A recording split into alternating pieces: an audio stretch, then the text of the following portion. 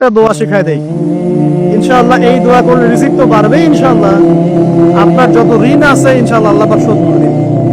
আলী রাদিয়াল্লাহু আনহু বলেছেন, কোন ব্যক্তির যদি পাহাড়ের সমানও ঋণ থাকে, এই দোয়া যদি আমল করে আল্লাহ পাক ওই ঋণও শোধ করে দিবেন। ঋণ কেমন জানেন?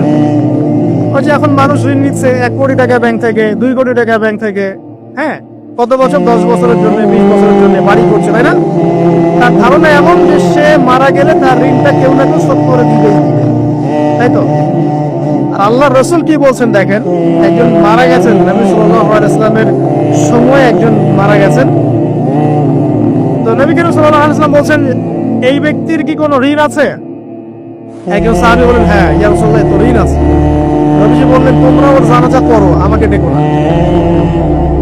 তোমরা ওর জানাজা করে নাও, আমি জানাজা করতে চাচ্ছি না। আমি এখন কেমন করে আপনাকে বুঝাবো ঋণ কত ভয়ঙ্কর জিনিস।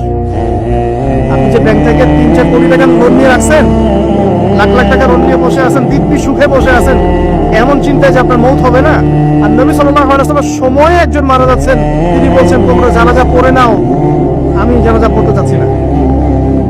মানে ঋণগ্রস্ত ব্যক্তির জানাজাও তিনি পড়তেন না। তারপরে একজন এসে বললেন, ইয়া রাসূলুল্লাহ, আমি তার ঋণ শোধ করে দিব, তার যা ঋণ আছে আমি শোধ করে দিব। তখন নবী এসে জানাজা পড়লেন সাল্লাল্লাহু আলাইহি ওয়াসাল্লাম।